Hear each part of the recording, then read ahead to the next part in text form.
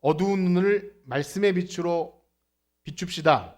예. 어두운 눈을 말씀의 빛으로 비춥시다. 잘 비쳤나요? 네. 눈을 다 뜨셨나요? 예. 오늘 본문을 32절까지 읽었지만 어찌되었든 11장을 마무리해 보도록 이렇게 하겠습니다. 항상 이 오후 2시 예배 시간은 새벽 예배부터 참 수고하신 분들이나 저에게나 참 졸린 시간이 될 수 있어요. 그래서 예배가 끝나고 나면 항상 드는 생각이 좀 더 짧고 임팩트 있게 그렇게 할 걸 하는 생각이 들지만 말씀을 준비하다 보면 바쁜 가운데서도 짧게 잘 안 됩니다. 그래서 참 답답하기도 해요. 그러나 이렇게라도 우리가 한 장 한 장 말씀을 보지 않으면 죽을 때까지 이 성경 66권을 언제 다 보겠습니까? 통독하는 거 말고 이렇게 말씀의 의미를 가지고 같이 듣는 것이 참 귀한 일인데, 그래서 여러분 졸리시더라도 자다가 깨다가 들으시다 보면 또 어느 순간 말씀이 들려지는 은혜가 있을 것입니다. 다시 한번 인사할까요? 눈을 부릅뜨고 버팁시다. 눈을 부릅뜨고 예, 예. 혹시 주무시더라도 정죄하지 않으니까 걱정하지 마세요. 우리는 계속해서 누가가 기록한 복음서를 통해서 예수 그리스도께서 이 땅에 계시면서 선포한 그 하나님 나라의 복음, 그 이야기를 듣고 있는데요. 특별히 요즘 중점적인 내용은 뭐냐면 우리가 그 하나님 나라에 속한 백성으로서 이 땅에 소망을 두는 것이 아니라 하나님 나라에 소망을 두는 그러한 사람이 과연 어떻게 우리의 삶의 방식과 태도를 어떻게 해야 되는지를 계속 보고 있죠. 그렇습니다. 우리가 복음을 듣고 구원받은 성도가 되었다는 것은요, 우리의 육신이 죽어서 나중에 천국에 들어갈 것도 당연하지만 이미 하나님 나라가 이 땅에 임한 줄을 여러분 그렇게 믿으시죠?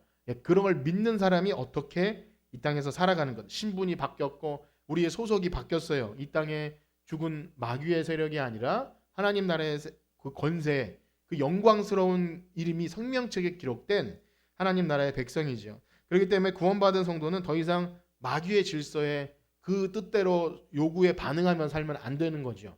세상의 물질적인 또 욕심, 우상, 혹은 우리의 마음을 빼앗는 어떤 것에 거기에 길들여지는 게 아니라 그런 것들을 발견하고 그게 하나님을 못 보게 하는구나. 위의 것을 추구하지 못하게 하는구나. 이걸 발견해서 하나님의 창조의 질서를 회복하는 것. 우리의 가정에서나 교회에서나 혹은 내 만나는 여러 사람과의 관계 속에서 이기적인 마음이 아니라 우리가 최근에 이제 룻기가 끝났는데 그 인애, 하나님의 인애가 그 속에 있는 성도로서 어떻게 하면 약자에게, 환난 당한 사람에게 내가 그들의 아픔을 공유하고 어떻게 하면 이렇게 할 수 있을까? 이것이 그저 착한 마음 때문이 아니라 이 땅의 것이 전부가 아니라 하나님 나라의 백성이구나. 이러한 삶을 사는 것이라는 거죠.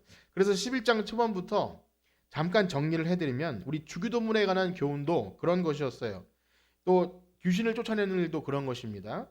기도의 능력이나 어떤 깜짝 놀란 신비한 체험들, 이것이 아니라 기도는 이런 거죠. 어떻게 하면 내가 기도응답을 잘 받을까? 내가 어떻게 하면 효과적인 기도를 할까? 이런 것이 아니라 하나님은 우리 아버지 되시고 난 그분의 자녀다. 이런 관계, 내가 정말 하나님 나라에 속한 백성이고 정말 하나님을 사랑하는지를 확인하고, 그래서 그렇다면 내가 먼저 구해야 할 것은 하나님의 나라가 이 땅에 임하는 것, 하나님의 이름이 높여지는 것. 그것은 그냥 순서라고 말씀드린 게 아니에요. 내 것을 구하기 전에 체면상, 명목상 하나님 먼저 영광 받으시고 나를 구하는 그런 것이 아니라 우리의 초점이 그렇게 맞춰져 있는 거죠. 하나님 영광 받으시는 것. 그러다 보면 내가 구하는 것도 방향이 달라집니다. 내가 이 땅의 것을 추구하고 있구나. 하나님을 아버지라고 부르면서도 여전히 세상의 것을 내 주인으로 삼는구나. 이것이 발견돼서 이렇게 변하는 것.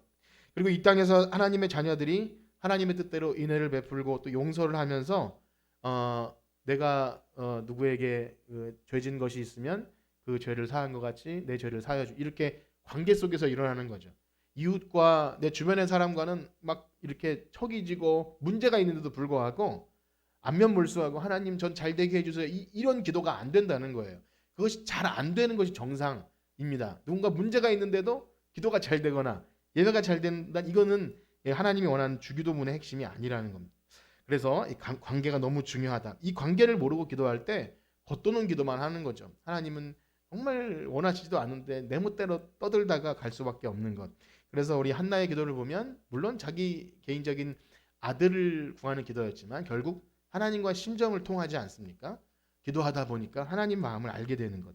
그리고요, 지난주에는 11장 14절부터 말 못하는 귀신을 쫓아내는 그런 사건을 경험하지 않았습니까? 여기서도 역시 축기에 그 귀신을 쫓아내는 것이 목적이 아니라 이 일의 의미가 바로 하나님 나라가 이 땅에 임하였음을 드러내는 것이었어요.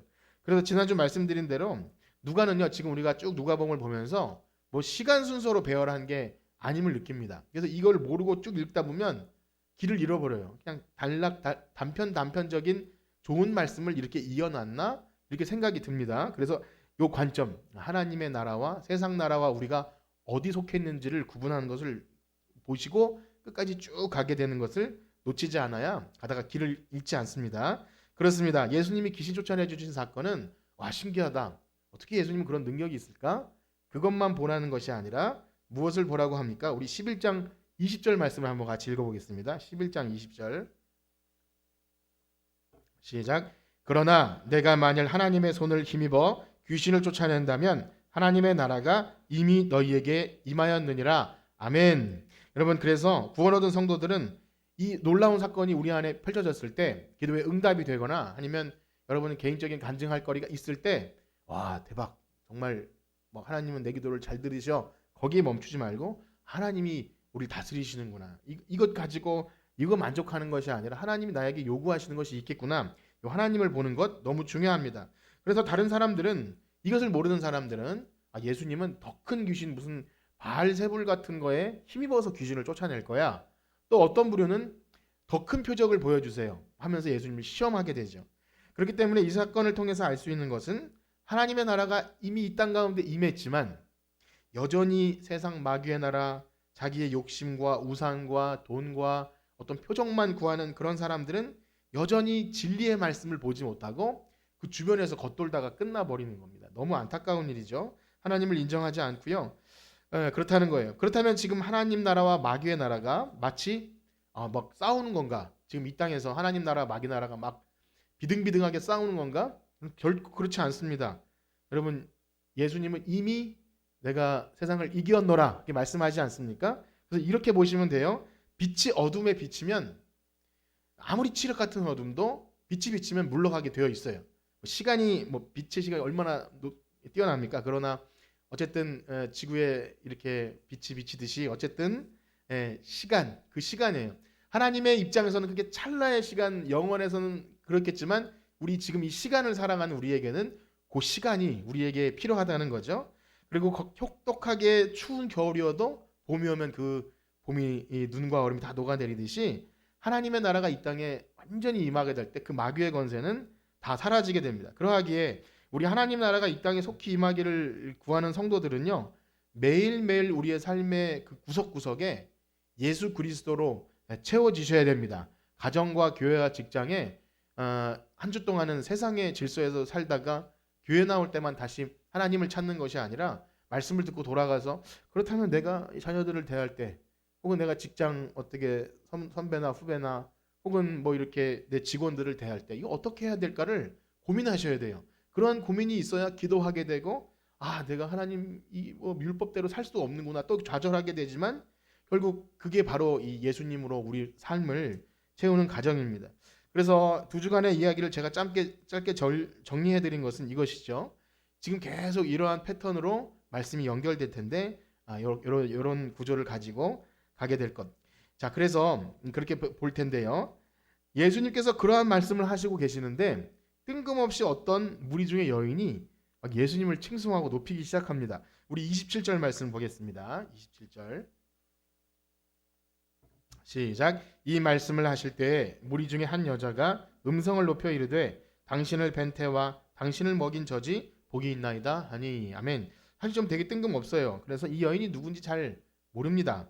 추측하기로는 예수님이 말 못하는 귀신을 쫓아내 주시니까 그게 감동받아서 이렇게 하는 걸 수도 있고 그 이후에 예수님이 하신 말씀들을 들으니까 이분이 참 선지자이시구나. 그래서 칭송하는 걸 수 있습니다. 어찌되었든 이 무리 중 한 여자가 음성을 높이면서 당신을 뵌 태와 당신을 먹인 저지 복이 있나이다. 이게 마리아를 높이는 게 아니라 그렇게 그땐 그랬어요. 그 사람을 높이기 위해서 당신을 뵌 태와 젖을 먹인 사람 복이 있다. 그런데 역시요. 누가는 이 예수님 칭송하는 사건도 거기에 큰 의미를 두지 않고 어떻게 연결을 하냐면 다음으로 이어질 예수님의 던지는 그 말씀의 화두가 되기 위해서 이 사건을 여기 배치시켰음을 알게 됩니다. 예수님이 그 칭송하는 여인에 대해 뭐라고 말씀하시나요? 우리 28절입니다. 28절 시작. 예수께서 이르시되 오히려 하나님의 말씀을 듣고 지키는 자가 복이 있느니라 하시니라. 아멘. 예수님 항상 이런 식이에요. 그 여인을 좀 칭찬해 줄 만도 한데 그게 아니라 나를 그렇게 하지 말고 하나님의 말씀을 듣고 지키는 자 복이 있다. 즉 이제부터 할 말씀이 그 내용이라는 거죠. 그래서 다음에 이어질 주제는 하나님 나라에 속한 백성은 정말 복음을 듣고 새 사람 된 그 신자는 어떤 것이 중요한 것이냐? 바로 이 여인이 예수님을 칭송하고 높이는 그것도 중요하겠죠. 예, 막 찬송도 잘하고 이렇게 헌신도 잘하고 다 중요하겠지만 정말 우리의 삶의 중심에 예수님이 들어와 계셔서 말씀이 뿌리가 내려지고 그 말씀이 우리의 삶의 중심 원리가 돼요. 그리고 그 말씀을 살아내는 것, 그게 진실로 복된 자라는 겁니다. 그럼 그런 은혜가 있기를 축복합니다. 보여지는 행위, 우리가 주일날 잠깐 보여지는 어떤 것으로 평가받거나 다른 사람을 평가하는 그게 아니라 우리의 보이지 않는 삶의 중심에 예수 그리스도께서 들어와 계실 때 그게 진짜 하나님 나라의 백성이라는 거죠. 그러니 어떻게 하면 사람들이 아무리 종교적 열심을 내도 찬송을 멋들어지게 하고 기도를 화려하게 하고 오늘 이따 나오겠지만 바리새인이나 율법 교사들처럼 사람들에게 칭찬을 받기 위해서 그렇게 외적인 것에 치중하게 될 때 하나님이 원하시는 말씀의 본질은 놓친 채 껍데기만 치장하는 거죠. 껍데기. 금방 망해요. 껍데기만 치장하고 옳게 보이려는 거에 참 저분 뭐 이렇게 했어 뭐 이런 거에 관심 두고 교회 생활하면 금방 지치고 시험 들고 자기가 높아지고 예 그렇습니다. 하나님 나라에 속한 것이 아니라는 거죠. 그렇기 때문에 이어지는 말씀 속에서 말씀을 들어도 그 말씀이 삶으로 들어오지 못하는 진정한 변화도 일어나지 않고 종교의 이 변두리에만 껍데기만 붙들고 있는 자들의 첫 번째 특징을 이렇게 말씀해 주시고 있습니다. 우리 29절에서 32절입니다. 한번 교독해 보도록 하겠습니다. 29절에서 32절 제가 먼저 읽을게요. 무리가 모였을 때 예수께서 말씀하시되 이 세대는 악한 세대라 표적을 구하되 요나의 표적밖에는 보일 표적이 없나니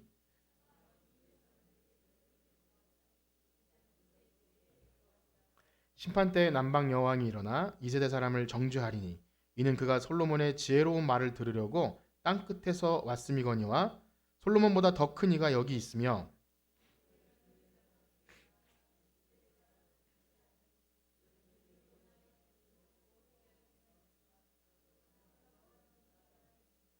아멘. 이미 앞서 살펴본 이 11장 14절에 보면 예수님이 말 못하는 귀신 들린 사람에게 귀신을 쫓아내셨지 않습니까? 그때 두 종류의 불신의 반응이 있다 그랬어요. 하나는 예수님은 귀신의 힘을 입어서 이 일을 하는 거야 라고 예수님 사역을 폄훼하는 무리가 있던 반면 한 무리는 어떤 무리가 있었냐면 더 큰 표적을 보여주세요. 예수님을 시험하려고 그럽니다. 더 큰 표적을 보여주세요. 이렇게 구했던 사람이죠. 지금 여기에 이 세대는 악한 세대라 표적을 구하되라고 하는 사람들이 바로 이런 사람들이라고 그 사람들을 이렇게 끌어다가 얘기하는 거죠. 그래서 하나님의 말씀 자체가 아니라 표적을 구하는 것 자체가 문제는 아닙니다. 사실 예수님은 표적을 행하셨고 그 표적은 필요합니다. 그러나 표적은 요한복음을 할 때 여러 번 말씀드렸는데 표적은 간판 같은 거예요. 사인. 그래서 어디에 가면 예수님이 있다를 알려주기 위해서 저거는 사인을 표적이라고 합니다. 그러니 그 표적을 보고 예수님을 봐야 되는데 그 표적을 붙들고 있어요. 그 간판을 붙들고 있는 거예요. 교회는 못 들어가고 교회 간판만 붙들고 있는 거나 마찬가지인 거예요. 예수님이 아니라 그 주변 언저리에 떨어지는 어떤 콩고물 같은 거에 관심이 있는 겁니다. 즉 예수님께서 표적을 보이심은 그 표적을 보고 예수님께 나와서 회개하고 또 자복하고 내가 하나님의 긍휼을 덧입기 위해서 그 앞에 엎드리는 그러한 태도가 나와야 되는데 역시 이 표적만 보는 것. 그래서 오히려 이들의 완악함을 어디에 비교하냐면 우리가 새벽에도 요나서를 끝난 지 얼마 안 됐지만 두 가지 배경을 아셔야 돼요. 다 설명드릴 수는 없지만 요나서와 또 솔로몬 이야기가 이 배경에 등장하는데, 간략히 말씀드리면 그렇습니다. 요나는 니느웨 사람들에게 하나님이 전하라고 했지만 그게 좀 싫어서 대충 전해요. 3일 길을 하루 만에 대충 전합니다. 그런데 니느웨 사람들이 통해 자복이 일어났어요. 금식을, 짐승까지도 금식을 시키면서 막 회개하는 역사가 일어났다는 거예요. 그런데 지금 요나보다 비교할 수 없을 정도로 능력 있는 선지자 예수님이 이 땅에 오셨는데 이들이 회개하지 않아요. 그러니 참 뭐라고 말해야 될지 모르는 악한 세대라는 거죠. 또 유명한 그 솔로몬 왕 있지 않습니까? 그 솔로몬 왕의 지혜를 드리려고 그 시바 여왕이, 남방의 시바 여왕이 그 얘기를 들으려고 온갖 보화를 가지고 찾아오지 않습니까? 그것처럼 이 지혜를 들으려고 찾아오는 사람들이 있는데 너네들은 관심이 없다, 이렇게 얘기하는 거예요. 그러니 심판 때에 남방 여왕이 일어나 너희들을 정죄할 것이고 또 니느웨 사람들이 일어나 너희를 정죄할 것이다. 이 말은 뭐 진짜 그런 일이 있다는 것이 아니라 너희들이 그들보다 못하다. 그러니 이 말씀을 유대인들이 들을 때 얼마나 자존심이 상했을까요?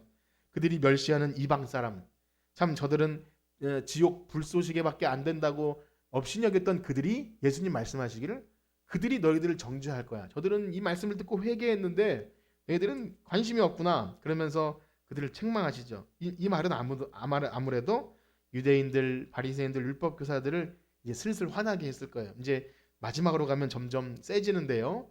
군부를 떼고 있는 거죠. 점점 누가는 그렇게 구성을 해놨습니다. 이들을 막 좀 화나게 합니다. 그렇습니다. 누가는 이어서 이제 그러면 그들의 마음이 왜 그렇게 복음을 듣지 못하고 어두워져 있는지에 대해서 이 등불의 비유를 가지고 이렇게 이야기합니다. 우리 33절에서 36절까지 또 교독해 보도록 하겠습니다.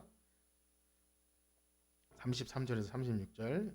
누구든지 등불을 켜서 움속에나 말 아래 두지 아니하고 등경 위에 두나니 이는 들어가는 자로 그 빛을 보게 하려 함이라.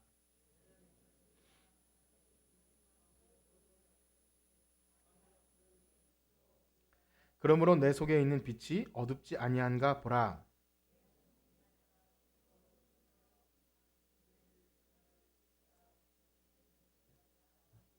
아멘. 이 등불 비유는 참 어디서 많이 들어본 것 같은데 누가는요 이것을 이렇게 좀 새롭게 조합을 했어요. 그래서 이 등불 비유는 원래 마태복음 5장에 산상수훈에서 너희는 세상의 빛이라 그렇게 하면서 좀 분위기 좋게 좋은 의도로 예수님이 하신 말씀인데 우리 그 부분을 한번 보실까요? 마태복음 5장 14절에서 16절인데요.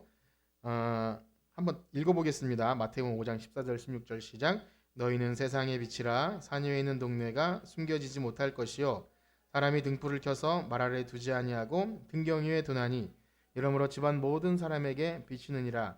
이같이 너희 빛이 사람 앞에 비치게 하여 그들로 너희 착한 행실을 보고 하늘에 계신 너희 아버지께 영광을 돌리게 하라. 아멘.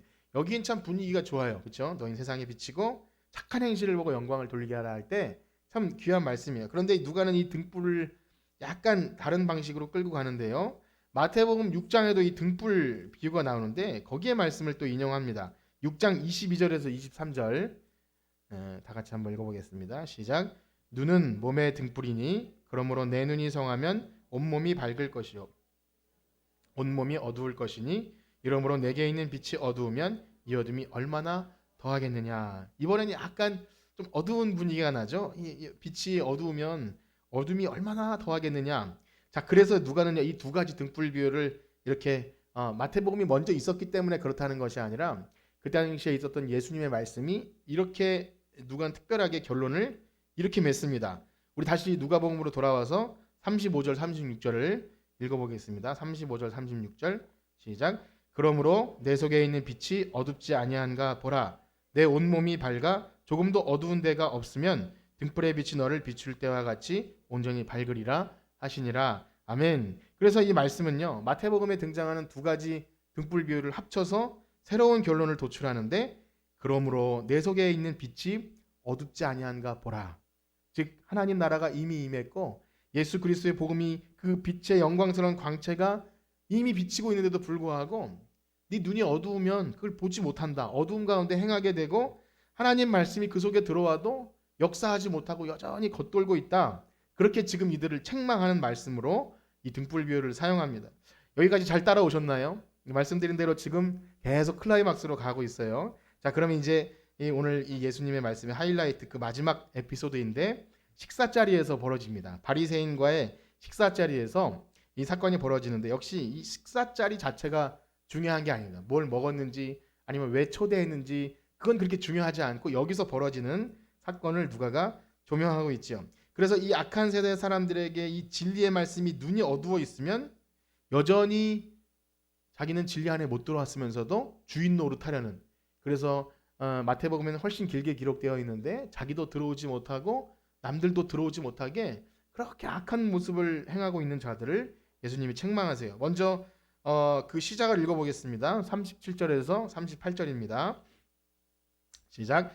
예수께서 말씀하실 때에 한 바리새인이 자기와 함께 점심 잡수시기를 청함으로 들어가 앉으셨더니 잡수시기 전에 손 씻지 아니하심을 그 바리새인이 보고 이상히 여기는지라. 아멘. 읽으시는 분들이 점점 아까보다 소리가 줄어가긴 하지만 그래도 있어서 다행입니다. 이 누가복음에는요 예수님의 식사 자리가 많이 나오는데 바리새인과의 식사 자리는 한 3번 정도 나옵니다. 이미 한 번 우리는 7장에서 봤고요. 여기 11장에 나오고 나중에 14장에 한 번 더 등장하는데, 그러니 여기가 두 번째 바리새인과 식사 자리겠죠. 이미 7장에서도요 비슷한 사건이 있었어요. 바리새인이 어떤 의도인지 예수님을 식사 자리에 초대하는데 사실 다른 의도가 있을 거라고 생각이 돼요. 왜냐하면 그때 어떤 여인이 예수님의 발에 향유를 붓고 머리로 털로 닦지 않습니까? 그때도 바리새인이 막 뭐라고 해요. 어찌 이렇게 좀 막 그럴 수 있냐고 막 그럽니다. 그때 예수님이 기다렸다는 듯이 너는 나에게 발 씻을 물도 주지 않고 그랬는데 이 여인을 칭찬하시죠. 그때도 바리새인을 굉장히 머쓱하게 그렇게 만들었어요. 그리고 이번 식사 자리에서도요 예수님이 그런 비슷한 일이 벌어지는데 이번에는 예수님 자신이 손을 씻지 않은 겁니다. 예수님이 손을 씻지 않고 식사를 하셨고 이에 바리새인들이 예수님을 이상히 여겼다 이렇게 기록되죠.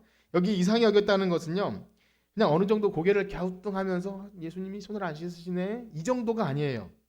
아마 거기 모인 바리새인 모두가 예수님의 행동을 유심히 보고 있다가 손을 씻지 않고 식사를 한 입 드시는 걸 보고 동시에 마치 벌레를 보듯이 눈살을 찌푸리면서 아유 이제 이렇게 하면서 그럴 줄 알았어. 저 양반은 저거 율법도 모르는 저런 사람이 하면서 기다렸다는 듯이 예수님을 막 이상히 여긴 거예요. 마음속에 그런 겁니다. 만약 예수님이 의도치 않게 실수로 손을 씻지 않으시고 깜빡 잊으신 거라면 내가 깜빡 잊었네 하고 얼른 손 씻고 오시면 되실 일이잖아요. 그런데 그럼에도 불구하고 그들을 책망했다면 아마 이런 거죠. 예수님이 자기 잘못을 인정하지 않고 막 적반하장식으로 그들을 책망하는 사건밖에 되지 않을 것입니다. 그러나 이 일은 분명히 의도가 있는 거예요. 예수님이 일부러 손을 씻지 않으신 것 같아요. 왜냐하면 예수님은요 율법을 무시하는 사람도 아니고 또 그들의 정결 예식을 싫어하는 분도 아니세요. 예수님은 태어나서부터 말씀대로 모든 예법을 다 행하신, 세례를 받으시고 모든 정결한 것들 무시하지 않으세요. 또한 이 사건을 통해서 예수님이 하시고자 하는 바는 우리의 믿는 사람에게 하나님 나라에 속한 백성을 보여주시기 위함이고 또 그들에게도 이 바리새인들도 책망을 받더라도 예수님은 복음을 전하는 거예요. 그것 자체가 복음인 거죠. 책망받아서 그것을 듣고 돌아오는 사람이 있다면 돌아오는 거죠. 그러므로 예수님은 그 자리를 피하지 않습니다. 그들의 의도가 악하든 예수님을 어떻게 논쟁해서 막 시비를 걸려고 하든 예수님은 그 자리에 가시는 거죠. 그렇습니다. 여러분 손을 씻는다는 것은요. 오늘날 우리가 오늘 위생을 굉장히 중요시 여기지 않습니까? 아이들도 손 잘 씻어요. 손 씻는 그런 문제가 아닙니다. 밥 먹기 전에 세균이 많으니까 손 씻는 문제가 아니라 그들이 이 생명처럼 여기는 유전, 장로들의 유전이라 그래서 율법을 잘 지켜야 되는데 그 율법을 지키기 위한 세부 항목을 잔뜩 만들어 놓고 어떻게 밥을 손 씻고 또 방금 먹었는데 또 지나면 언제 또 손을 씻어야 하며 이런 것들을 뭐 미시나라 그래가지고 엄청 많이 만들어 놨어요. 이 말씀은 전에도 한번 드린 적이 있는데 어쨌든 뭐 안식일에는 몇 발자국 걸어야 되고 뭐 이렇게 그런 아주 그냥 사소한 걸 가지고 깐깐하게 트집을 잡아서 그걸 지켜내면 의롭다 이렇게 여기는 거죠. 그들은 하나님이 자기 백성에게 주신 율법의 정신이 무엇인지 그런 생각은 하지 않아요. 오히려 겉으로 보여지는 행위를 만족시키면 그것으로 스스로 옳다 인정받는 그런 일에 최선을 다했던 사람입니다. 그런데 여러분 최선을 다하는 것이 뭐가 문제인가요? 오늘날 최선을 다하지 않아서 문제이지 않을까요? 라고 생각할 수 있습니다. 그래도 하나님이 주신 율법을 어떻게든 잘 지켜보기 위해 바리새인들은 그렇게 열심을 낸 것 아닙니까? 그런데 문제는 뭐죠? 자신들이 정성을 다하고 그렇게 율법을 지키면서 결국 형성되는 게 뭡니까? 나의 의로움이죠. 스스로 의로워져요. 난 이렇게 했어. 나는 말씀을 잘 지켰고 금식도 했고 그러니 나는 완전해. 이런 것이 막 마음속에 만족함이 느껴지고 이 종교를 통해서 세상의 종교가 거의 그래요. 요걸 행함으로 내가 이제 뭔가 했어. 이런 마음이 있는 거죠. 그런데 거기서 그치는 것이 아니라 자기 만족에 그치는 것이 아니라 자기들처럼 그렇게 행하지 않는 자들에 대해서 이제 정죄하기 시작하는 거예요. 이런 것도 못하고 혐오하고 저들은 천국 백성이 될 수 없는 사람들이야. 자기의 옳음을 드러내는 도구로 사용합니다. 그런데 바리새인들이 이런 내용을 사실상 우리가 비판적으로 보고 있잖아요. 그런데 우리 안에서 빈번히 일어나는 일이에요. 이 위선적인 일들. 목회자인 저에게도 너무 많이 발생해서 참 뭐라고 이 말씀을 해야 조심스러울 수밖에 없죠. 누군가 보이기 위해서 기도할 때도 있고, 새벽 예배하고, 가끔씩은 빨리 가고 싶은데 남아 계시면 목사가 더 늦게 이렇게 일찍 가면 안 되기 때문에 앉아 있을 때도 있고요. 어쨌든 여러분들이 계시기에 제가 더 복장이나 이런 것이 조심스러워지는 거 아닙니까? 물론 그런 위선을 말하는 거 아니에요. 우리가 살면서 겉과 속이 다른 것 자체가 그게 죄라는 것은 아닙니다. 문제는 다르면서 다르지 않은 척 하는 것. 그게 정말 위험한 것이죠. 누군가 보이기 위해 하는 것, 정말 이선적인 모습이 많기 때문에 바리새인을 막 대놓고 비판하는 것은 우리의 자세가 사실 아닙니다. 그러나 바리새인들의 이러한 모습은요, 전혀 율법 정신에 맞지 않아요. 아무리 그들이 열심을 행하고 막 그렇게 해도 그 열심을 낸다 한들 결국 의로워지지 않는다는 거죠. 우리도 마찬가지입니다. 아무리 우리가 옳게 보이려고 해도 그것은 참 이 더러운 누더기 같은 옷이라 그래요. 하나님 앞에서 우리가 어떤 것으로도 우리의 행위로 옳다 인정받을 수 없는 것 마찬가지이죠. 그렇기 때문에 오늘 본문 속에서 이어지는 예수님의 말씀의 의도를 잘 생각해 볼 필요가 있습니다. 우리 39절에서 44절까지 한번 교독해 보겠습니다.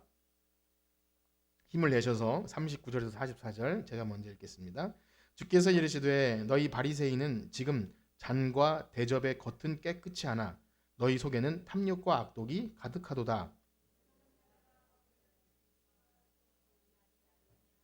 그러나 그 안에 있는 것으로 구제하라. 그리하면 모든 것이 너희에게 깨끗하리라.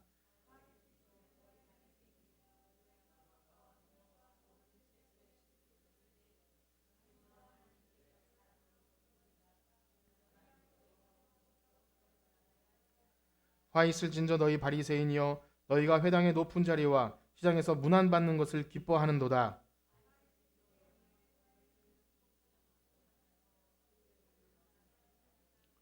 아멘. 쭉 이어지는데 예수님의 이 화 저주하시는 거예요. 욕하시는 거나 마찬가지입니다. 그렇게 볼 때 불같이 화를 내시고 저절을 쏟아 부으시는 이 장면이 11장 끝까지 나오고 12장에도 계속 이어지는데 좀 민망하죠. 이 사랑 많으신 예수님. 우리가 누군가 교회 나왔는데 이런 부분을 보면 예수님이 이렇게 화내시고 책망하시니까 사랑이 없으신가? 이렇게 생각이 되기도 하고 그래서 어려운 부분이기도 합니다. 그러나 여러분 이 의도가 무엇일까요? 우리가 이걸 읽으면서 혹시 예수님이 우리의 속을 시원하게 해주려고 막 사이다 발언하시는 건가? 비판하는 사람 보면 그렇잖아요. 그렇게 하면 속이 시원하다고 저렇게 위선적인 사람들 막 예수님이 혼내면 우리 속 시원하게 하려고 하실까요? 그렇다면 말씀을 오해하는 거죠. 여러분 성경은 항상 우리 믿는 자들에게 우리가 제대로 복음 안에 들어와 있는지 우리를 보게 하는 것입니다. 여러분 그렇게 믿으시나요? 성경은 거울이에요. 우리 자신을 보게 합니다. 바리새인에게 책망하는 이 말씀은 바로 우리가 믿는다 하면서도 위선적으로 제대로 하나님의 말씀의 본질이 아니라 껍데기에 거기에 붙들고 있는 우리 자신을 보게 하신다는 거죠. 그래서 여러분께서 이 말씀을 들으신다면 그런 식으로 말씀을 들으신다면 여러분 정말 복된 분들인 줄 믿습니다. 내 이야기로 들으시는 것 정말 그러하신가요? 예, 그러면 한번 들을 준비가 되셨나요? 그렇습니다. 예수님은 단지 그들의 속과 겉이 다른 그런 위선자들이라고 말씀하시는 것이 아닙니다. 사실은요, 그들은 우리보다 훨씬 겉과 속이 같아요. 거의 같아요. 그들은 얼마나 대단한 사람인지 모릅니다. 예, 그렇다면 예수님께서 그들의 겉이 깨끗하고 속이 더럽다고 하는 말씀은 무엇이냐면 율법의 겉모양만 붙들고 하나님의 율법의 정신은 외면했다는 거예요. 그 겉은 화려하지만 그들은 스스로 위선을 떠는 게 아니에요. 정말 최선을 다해서 율법을 지키는 겁니다. 그게 하나님을 사랑한다고 생각했던 거예요. 그러나 하나님의 율법의 정신은 그렇지 않은데 율법에 껍데기만 붙들고 있고 그 안에 사랑과 공의를 담아야 되는데 그건 다 버려버렸다는 거죠. 그래서 구제라는 얘기가 나오고 여기에 뭐 여러 가지 종교적 행위가 그거 아니고 차라리 어려운 사람을 도와줘라 이런 얘기가 나오는 겁니다.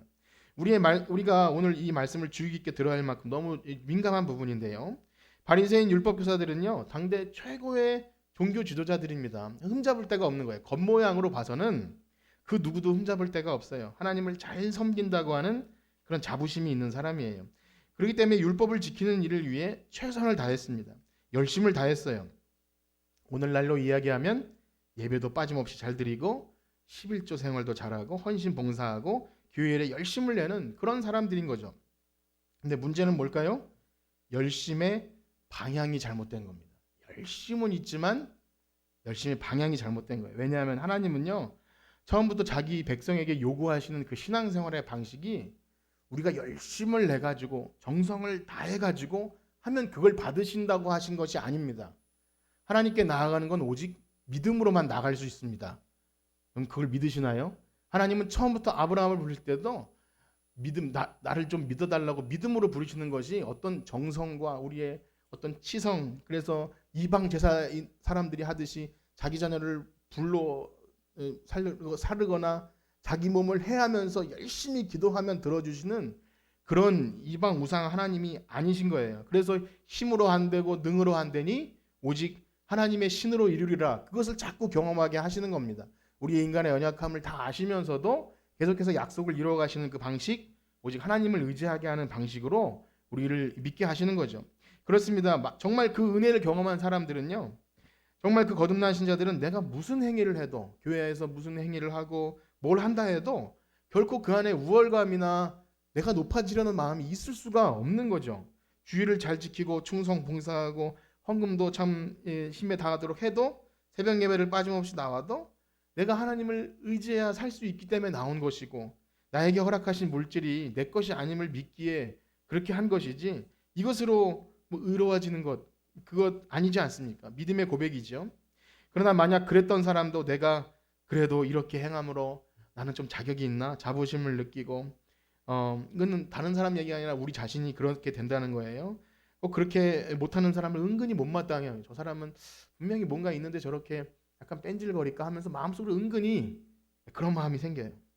그런 게 못마땅하는 마음이 생기고 그럴 때 아나니만 못하다는 겁니다. 아나니만 못하다. 따라해 볼까요?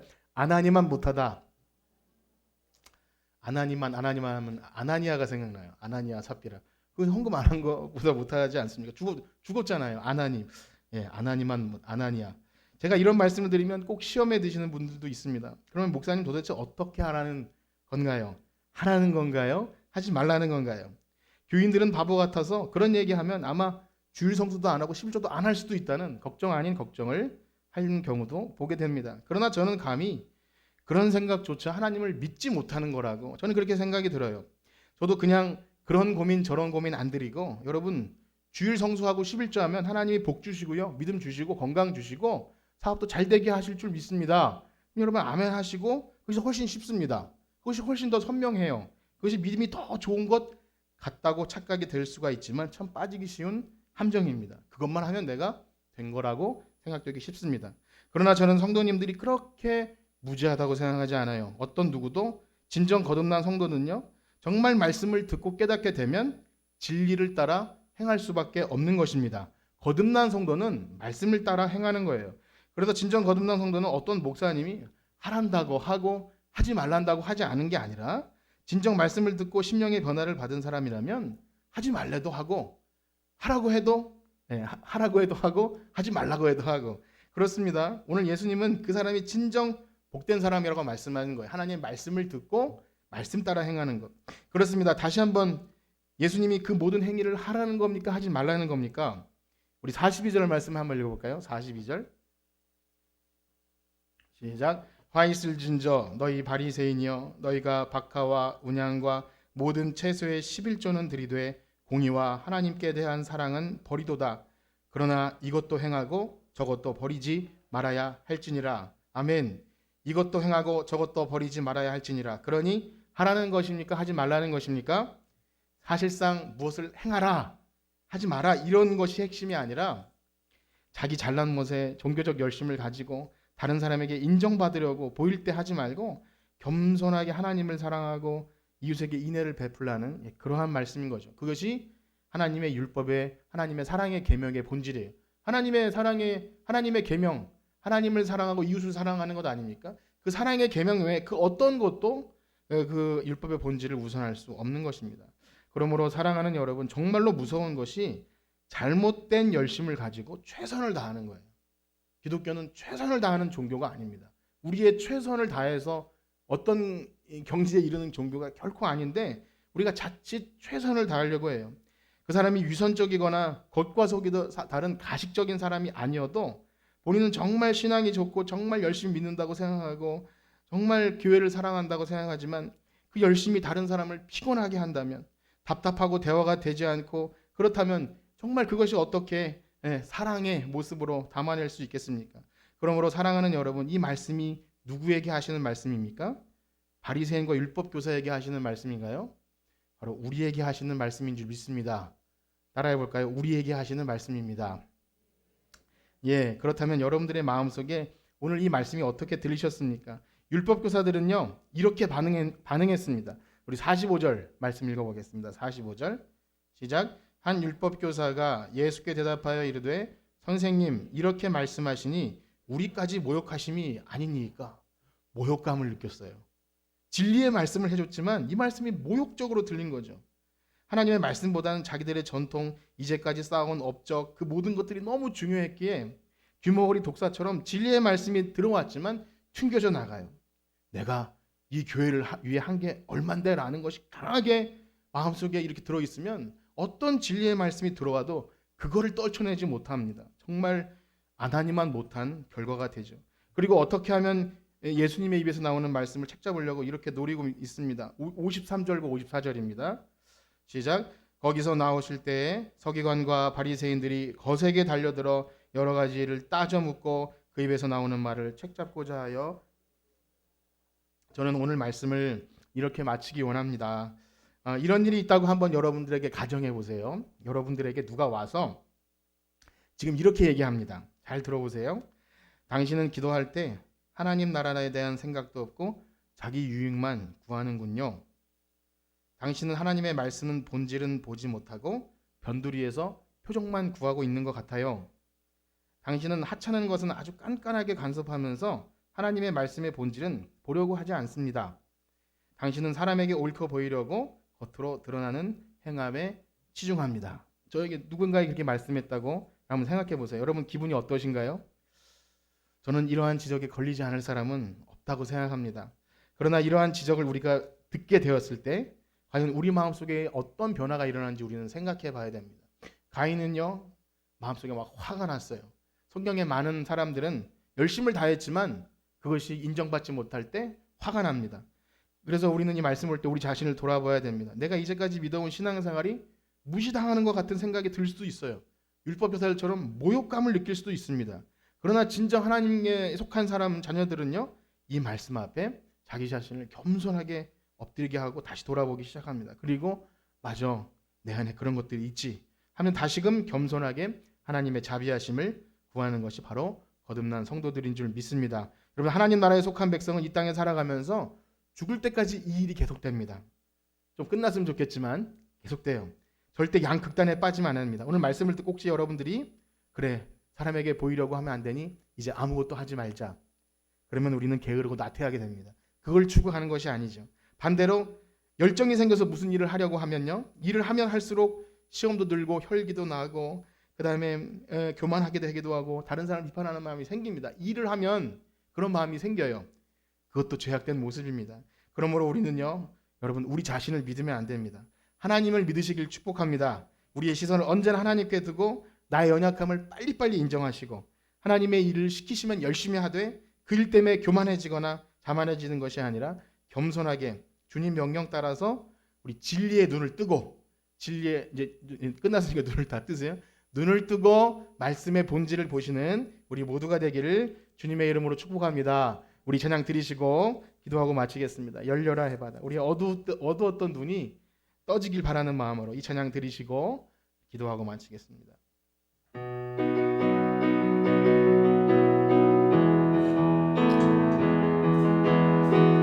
어두워진 세상 길 주님 없이 나의 영혼 어두워졌네. 어느 것이 길인지 어느 것이 진지 어느 것이 길인지 어느 것이 아무것도 알 수 없었네. 아무것도 알 수 없었네. 주님 없이 살아가는 주님 없이 살아가는 모든 실패와 좌절뿐 사랑하는 나의 주님 사랑하는 나의 주님 내여 눈을 뜨게 하소서 눈을 뜨게 하소서 아멘. 열려라 에바다 열려라 눈을 뜨게 하소서 죄악으로 어두워진 나의 영혼을 나의 눈을 뜨게 하소서 아무것도 알 수 없고 아무것도 볼 수 없고 아무것도 들을 수 없고 세상에서 방황하며 이리저리 해 사랑하는 주님 만났네. 아멘. 어두웠던 나의 눈이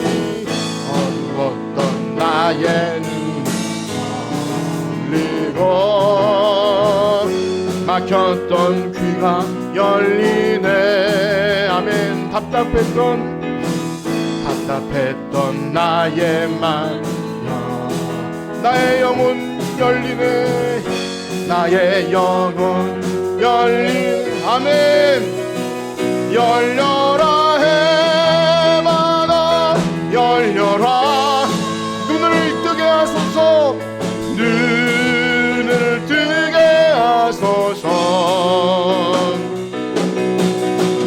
죄악으로 어두워진 나의 영혼을 나의 눈을 뜨게 하소서. 아멘. 우리 들으신 말씀 가지고 기도하겠습니다. 우리 들으신 말씀이 우리에게 어떻게 마음밭에 들어오셨습니까?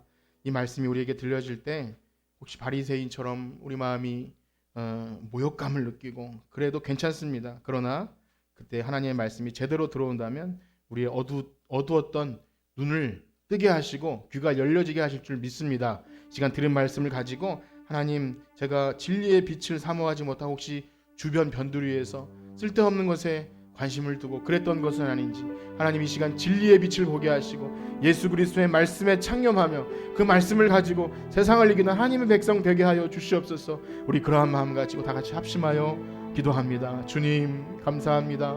우리에게 말씀 들려주시니 감사합니다. 하나님의 말씀은 살아있고 운동력이 있어 좌우의 날성과 같아서 우리의 심령과 간성과 골수를 찔러 쪼개까지 하는 주의 귀한 말씀입니다. 하나님 그러나 우리의 교만함과 미련함이 하나님 말씀을 듣지 못하게 하고 여전히 우리의 마음부터 딱딱한 것들이 하나님 내가 해온 어떤 행위들이 하나님 말씀보다 더 우선시 되어서 하나님 말씀이 들려지지 못한다면 우리는 화 있을지어다 예수님이 책망하셨던 그 서기관과 바리새인보다 더 악한 자들입니다. 하나님 니느웨의 심판 때 요나의 백성을 듣고 회개한 백성보다 훨씬 미련한 사람들입니다. 하나님 우리의 완악한 마음을 우리의 미련한 눈을, 우리의 어두웠던 눈을 뜨게 하여 주시옵소서. 오직 진리의 말씀만이 우리의 마음을 새롭게 할 수 있사오니 주님 우리와 함께하여 주소서. 하나님 우리의 마음이 주님 앞에 겸손하여서 하나님의 말씀이 들어올 때 그 말씀이 우리 삶에 깊이 뿌리 박혀서 날마다 그 말씀대로 살아갈 수 있는 하나님 말씀을 듣고 행하는 하나님 나라의 복된 자들로 살아가게 하여 주시옵소서. 나의 행위는 감추시고 내가 해온 모든 것들은 다 분토와 같이 버려지더라도 예수 그리스도께서 영광 받으신다면, 하나님의 나라가 이 땅에 임하는 것이라면 우리의 이름이 사라진다 할지라도 그 일을 위해서 우리의 삶을 드릴 수 있는 하나님 백성들 다 되게 하여 주시옵소서. 하나님 하루를 살아가는 동안 또 한 주를 살아가는 동안 순간순간마다 이 말씀이 떠올리게 하여 주시옵소서. 내가 지금 제대로 걷고 있는지 알게 하여 주시옵소서.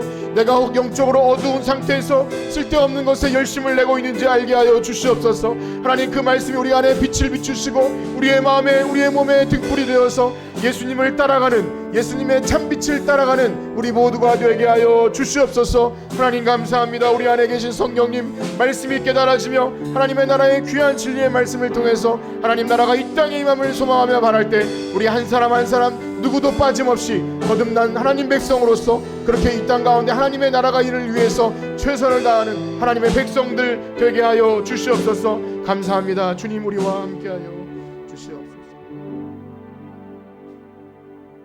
이제는 우리 주 예수 그리스도의 은혜와 하나님의 사랑하심과 성령님의 교통하심이 오늘 말씀을 듣고 책망을 받아도 하나님 백성이기에 책망받았음을 믿고 주님 뜻대로 살아가길 원하는 성천교회 성도들 머리머리 위에 이제로부터 영원토록 함께 있을지어다. 아멘.